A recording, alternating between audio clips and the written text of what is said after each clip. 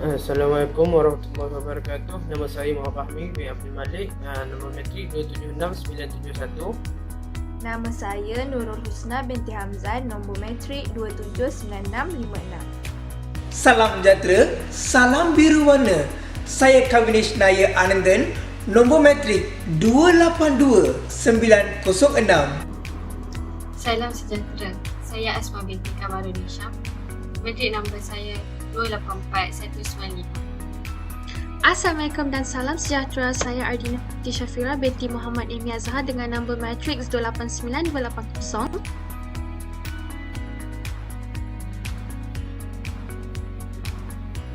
Tema Malaysia Prihatin dipilih sebagai tema Hari Kebangsaan pada tahun 2020 untuk menyambut Tahun Kemerdekaan Negara ke-63 serta ulang tahun pembentukan Malaysia yang jatuh pada 16 September 1963.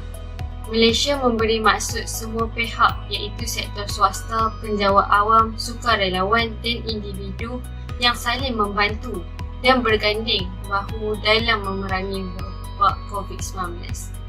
Prihatin pula membawa pengertian keprihatinan pihak kerajaan dalam mengutamakan kebajikan dan kesejahteraan seluruh rakyat Malaysia dengan menyediakan pelbagai inisiatif dan program bagi memastikan kebajikan rakyat dijaga daripada aspek ekonomi, kelangsungan hidup serta kebajikan tanpa mengecualikan mana-mana pihak.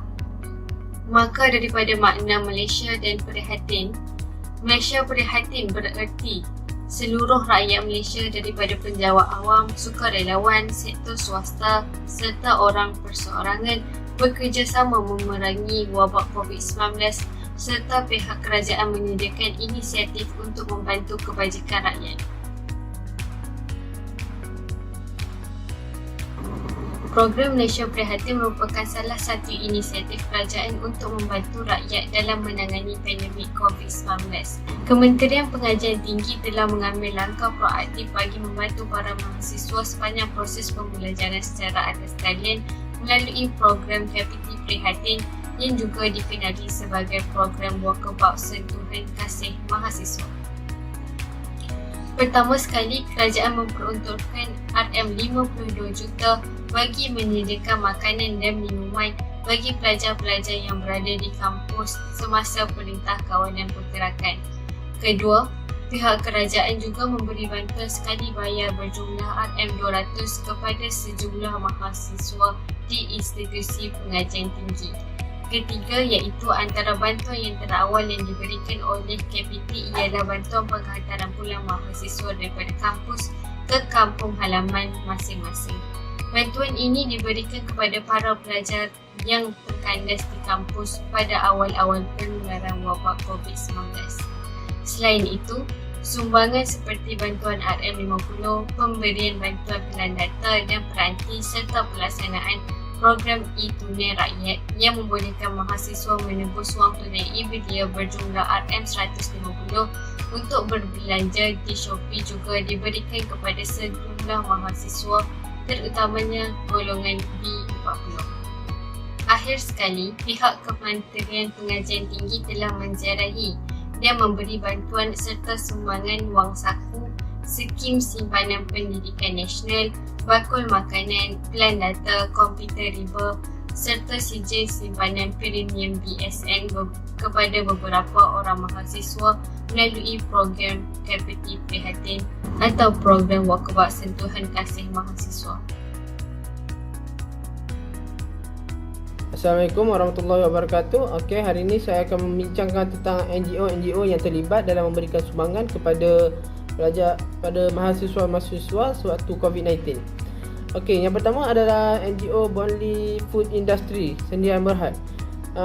Syarikat ni dia memberikan bantuan makanan, keperluan harian, minuman kepada pelajar-pelajar mahasiswa-mahasiswa universiti. Contohnya Universiti USIM, Sains Islam Malaysia, UKM, Kebangsaan Malaysia, UPSI, UPSI, Universiti Pendidikan Sultan Idris dan juga Universiti Kuala Lumpur. Okey, syarikat ini juga bekerjasama dengan MAB Official Teams untuk memberikan bantuan makanan ringan ataupun pelitup muka, hand sanitizer dan juga yang lain-lain. kepada mahasiswa. Okey, yang seterusnya adalah program yang NGO yang bantu adalah dalam menganjurkan program We Care We Survivor.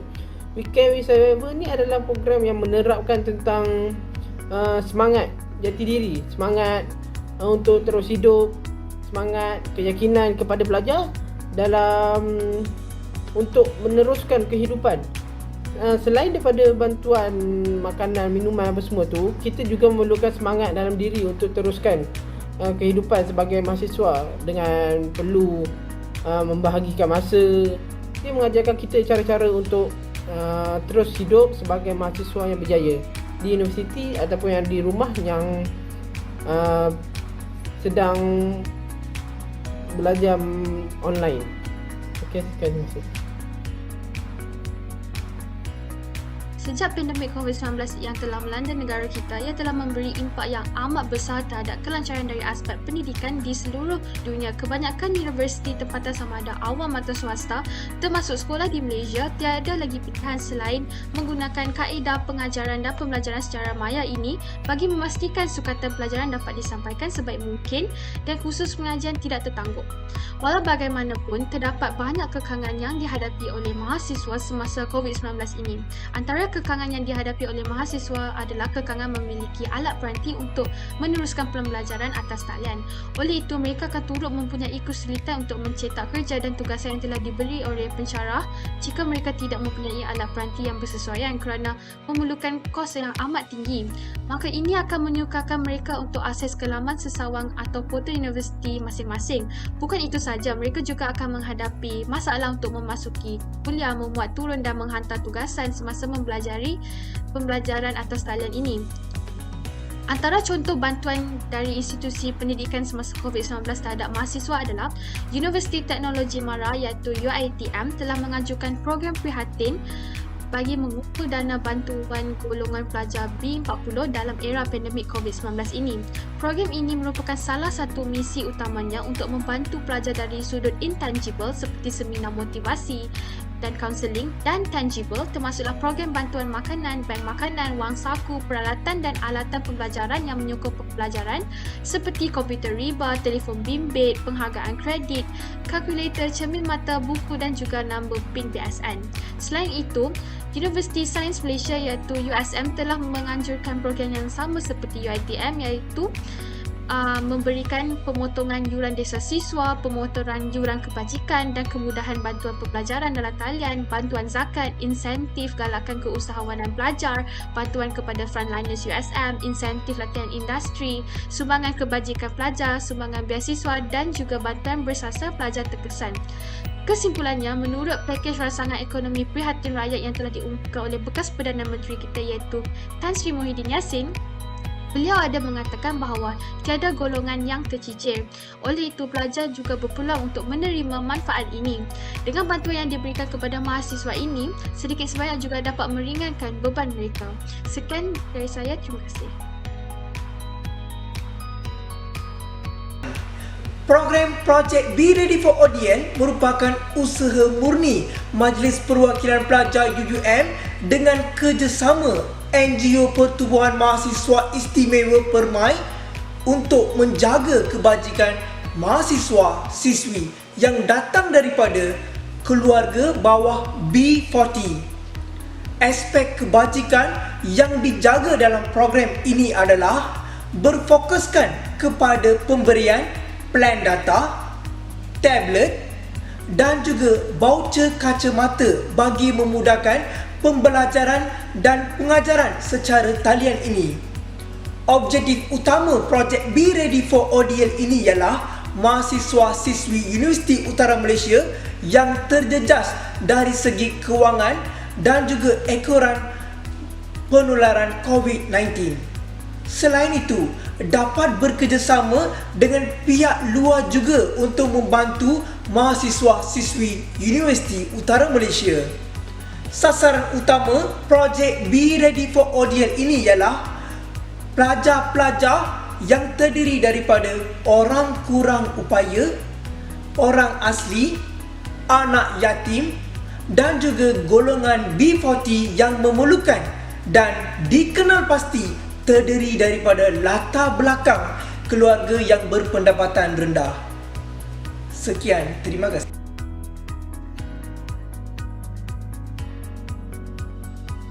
Cabaran yang pertama ialah kelemahan capaian internet khususnya di kawasan pedalaman.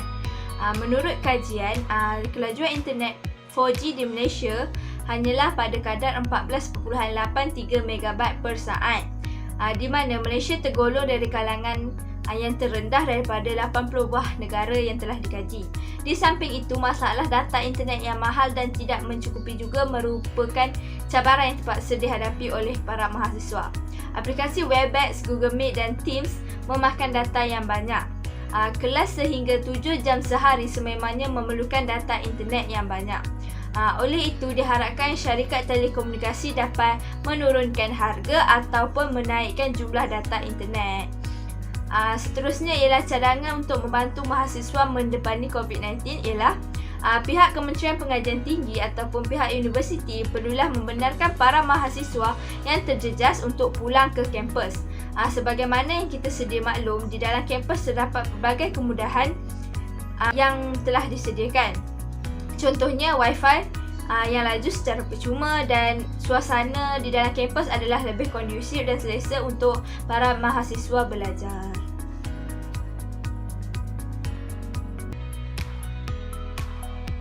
Terlebih dahulu, saya bersyukur kerana dengan berkatnya kami telah diberikan kesihatan yang baik dan berpeluang untuk menjalani tugasan bagi kod subjek SADN 1103 Kenegaraan Malaysia dengan misi dan visi yang berjaya.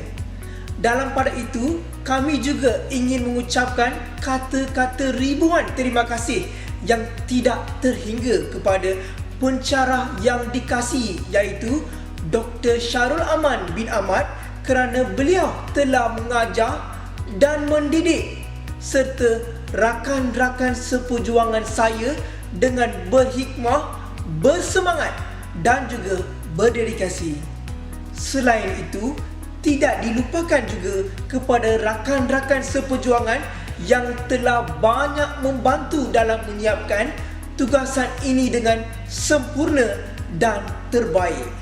Semasa membuat laporan bertulis ini, kami dapat mengetahui banyak pengetahuan baru iaitu banyak pihak luar telah bersatu dan bekerjasama untuk membantu masyarakat Malaysia yang memerlukan bantuan semasa wabak COVID-19 ini. Secara keseluruhan, kita dapat jelas mengetahui bahawa negara Malaysia ini mempunyai inisiatif prihatin terhadap masalah yang berlaku di sekeliling kita. Kami juga berharap sebagai rakyat Malaysia harus sentiasa bersedia dan prihatin terhadap masyarakat dan negara kita. Sekian, terima kasih.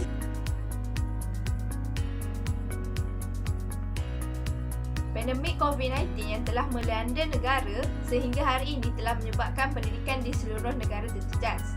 Dapat kita lihat bahawa banyak pihak yang amat prihatin, terutamanya pihak kerajaan dan pihak universiti terhadap kesusahan yang dialami oleh para mahasiswa.